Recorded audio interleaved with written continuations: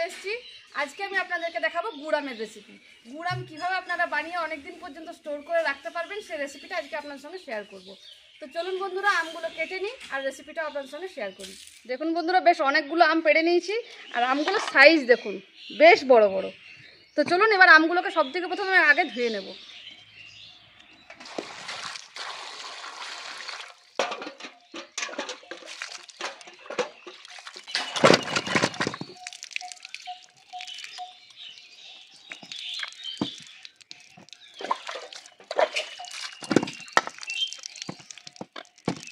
আমগুলো ধোয়া হয়ে গেছে, এবার একটু আমি শুকনো হওয়ার জন্য রেখে দেবো রোদে।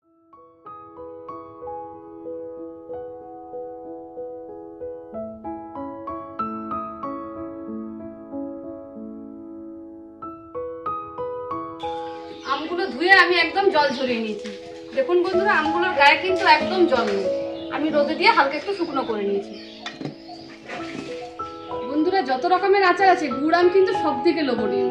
তো গুড়ামটা বানিয়ে কিভাবে আপনারা অনেকদিন পর্যন্ত স্টোর করে রাখতে পারবেন এবং অন্য সময়েও খেতে পারবেন, মানে অফ সিজনে, সেই রেসিপিটা আজকে আপনাদের সঙ্গে আমি শেয়ার করছি কিভাবে স্টোর করে অনেকদিন পর্যন্ত রাখা যায়।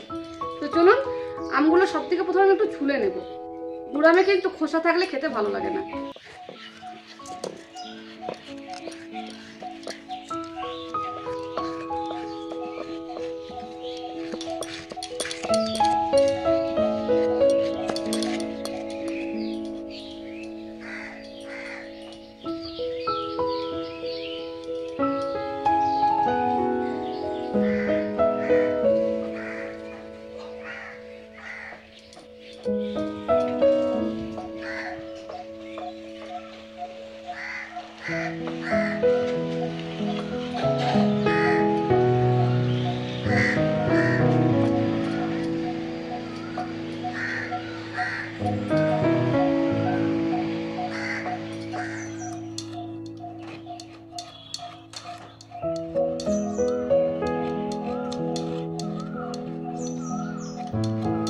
সব আমগুলো ছুলে নিয়েছি, এবার চলুন লম্বা লম্বা করে কেটে নিই। বেশ সুন্দর, আমের আটিটা এখন শক্ত হয়ে গেছে। এই আমেরই গুড়াম কিন্তু ভালো হয়। এবার একটা পিসের আমি এরকম 3টে করে ফালি করে নেব। এই যে দেখুন বন্ধুরা, 3টে ফালি করে নিয়েছি। আর এই যে উপরের শক্ত আবরণটা, এটা না হলে কিন্তু গুড়ামের আম খেতে একদম ভালো লাগবে না, নাহলে কিন্তু আম গলে যায়। তাই যখনই গুড়াম করবেন অপেক্ষা করবেন যেন আমের মধ্যে এরকম হালকা আটিটা হয়ে যায়, শক্ত হয়ে যায়। চলুন এভাবে আমি সবকটা আম কেটে নেব।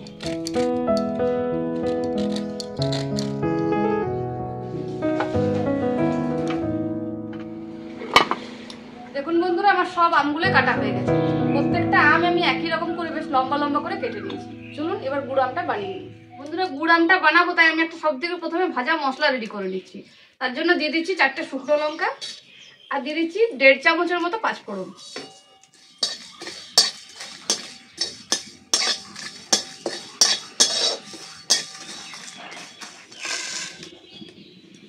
এবার 2 চামচের মতো পানমৌরি নিয়েছি, এটাও ভেজে নেব। পাঁচফোড়নে পানমৌরি দেওয়া থাকে, কিন্তু এই পানমৌরিটা আমি একটু আলাদা করে দেবো, তার জন্য আমি আলাদা করে এটা ভেজে নিচ্ছি। ভাজা মশলাগুলো তো রেডি হয়ে গেছে, এবার গুড়ামটা বসিয়ে দেবো। দিয়ে দিচ্ছি সরষের তেল, ফোড়নে দিয়ে দিচ্ছি শুকনো লঙ্কা, দিয়ে দিচ্ছি পাঁচফোড়ন।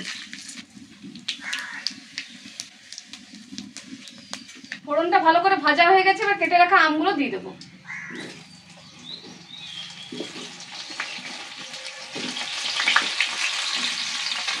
এই আচারের মধ্যে পাঁচফোড়নের গন্ধটাই কিন্তু সব থেকে ভালো লাগবে, তাই ফোড়নটা একদম ভালো করে ভেজে নেবে।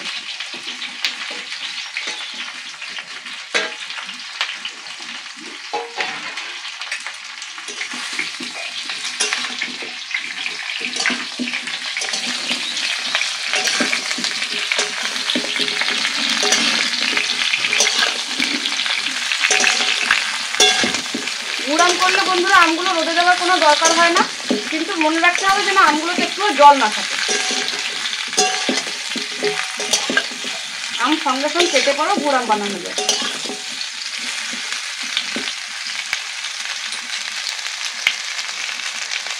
যখন আমগুলো ভাজবেন দেখবেন যেন আমগুলো গলে না যায়, নাহলে কিন্তু যখন আপনি গুড় দিয়ে আমটা রাখবেন দেখবেন একদম জেলির মতো হয়ে বসে গেছে। তখন আমগুলো শুধু আটিগুলোই খুঁজে পাবেন। আর আমটা যদি এরকম থাকে তাহলে কিন্তু আমটের মতো বেশ ভালো লাগে খেতে। তার জন্য আমটা যেন গলে না যায় সেটা কিন্তু একদম মাথায় রাখবেন। আমটা আমার ভালো করে ভাজা হয়ে গেছে, এবার দিয়ে দিচ্ছি স্বাদ মতো নুন।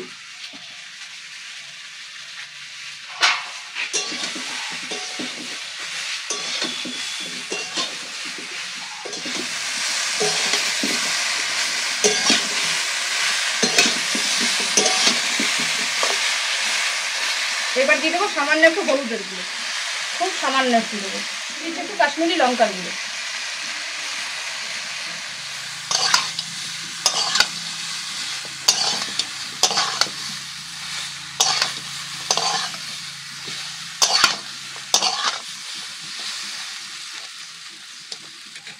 এবার দিয়ে দিচ্ছি গুড়। এখানে আমি ডাব গুড় নিয়েছি, আর এখানে আমার 750 গ্রাম আমে 500 গ্রামের মতো গুড় দিচ্ছি।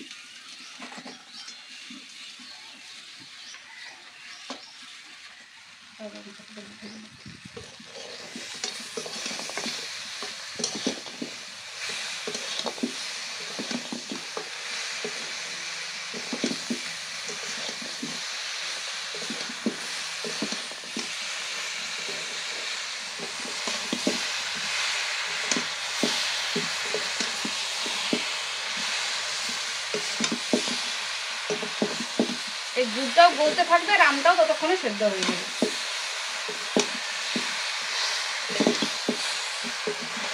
দেখছেন তো বন্ধুরা, গুড়টা যত গলছে গুড়ামের কালারটা কি সুন্দর আসছে, দারুণ, পুরো একদম লাল দেখা যাচ্ছে। এরকম ভাবে কিন্তু সমানে নেড়ে যেতে হবে, নাহলে কিন্তু গুড় তলে ধরে যাবে। আর মনে রাখবেন জল কিন্তু একদম দেবেন না,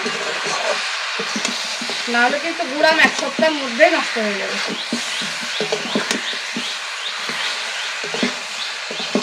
এই জন্য একদম কম আছে নেড়ে নেড়ে গুড়টাকে গলিয়ে নেবেন।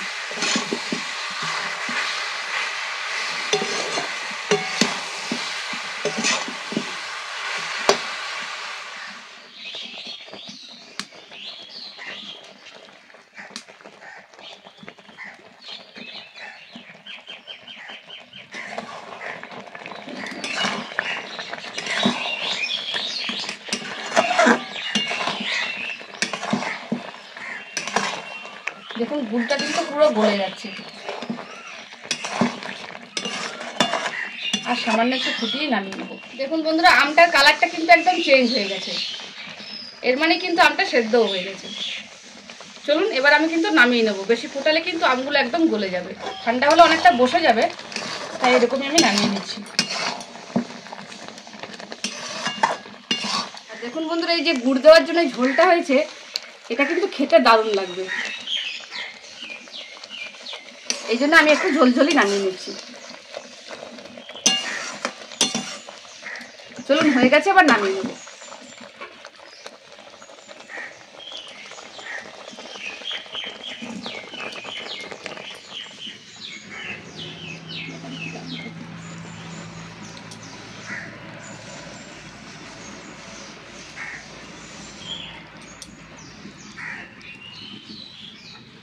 গুড়ামে দেওয়ার জন্য যে ভাজা মশলাটা রেডি করে রেখেছিলাম, চলুন সেটা এবার গুঁড়ো করে নিই।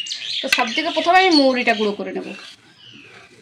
মৌরিটা গুঁড়ো বলতে আমি একটু আধ ভাঙা করে নেবো, কারণ মৌরি মুখে পড়লে খেতে ভীষণ ভালো লাগবে, তার জন্য আমি মৌরিটা আলাদা করে নিয়েছি। মৌরিটা জাস্ট আমি একটু ভেঙে নেব। এত সুন্দর গন্ধ, দারুণ। মৌরিটা আমার একদম আধ ভাঙা করে গুঁড়ো করে নিয়েছি।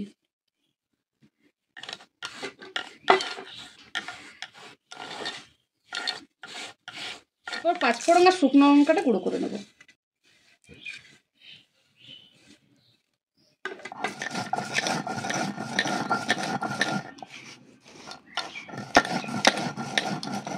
এখানে মেথিটা কিন্তু ভালো করে গুঁড়ো করতে হবে, নাহলে কিন্তু মুখে লাগলে তেতো লাগবে।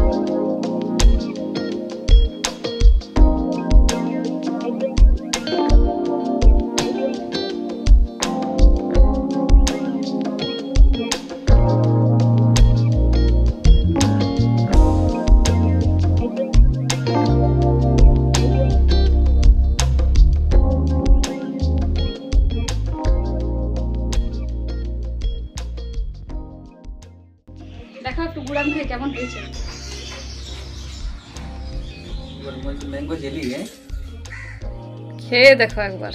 খাচ্ছি, লোভ দিও না। এক পিস কিন্তু, বেশি না। লোভ দিও না।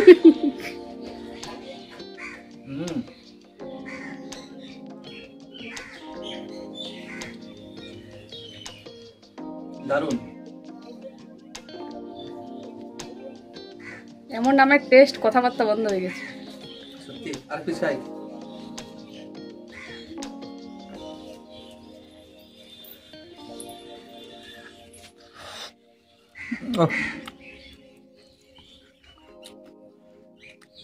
দারুন। হ্যাঁ না, আর পিস খেতে হবে। ও বা এক পিস করে তো সব খেয়ে নিচ্ছে। বন্ধুরা দেখুন,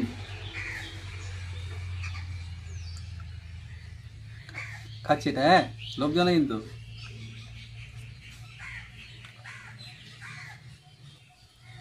ব্যাপক। বন্ধুরা আজকে গুড়ামের রেসিপিটা এত সুন্দর হয়েছে যে ভাষায় প্রকাশ করা যাবে না, মানে এত ভালো হয়েছে খেতে।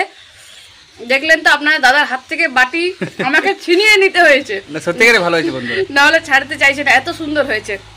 তো বন্ধুরা আপনারা অবশ্যই কিন্তু বাড়িতে বানাবেন এবং কমেন্টের মাধ্যমে জানাবেন যে আপনাদের বাড়িটা কেমন হয়েছে। নিশ্চয়ই। ঠিক আছে বন্ধুরা, আর যদি ভালো লেগে থাকে একটা লাইক করে দেবেন, আমাদের ভিডিওগুলো শেয়ার করবেন। কথা একদম লেটিয়ে যাচ্ছে খেতে খেতে, এত সুন্দর হয়েছে। না, সত্যিকারে ভালো হয়েছে বন্ধুরা, দারুণ দারুণ, খুব সুন্দর। ঠিক আছে। ঠিক আছে বন্ধুরা, এখানে শেষ করছি। আবার দেখা হবে নতুন কোনো দিন নতুন কোনো রেসিপির সাথে। সবাই ভালো থাকবেন, সুস্থ থাকবেন। Tata tata.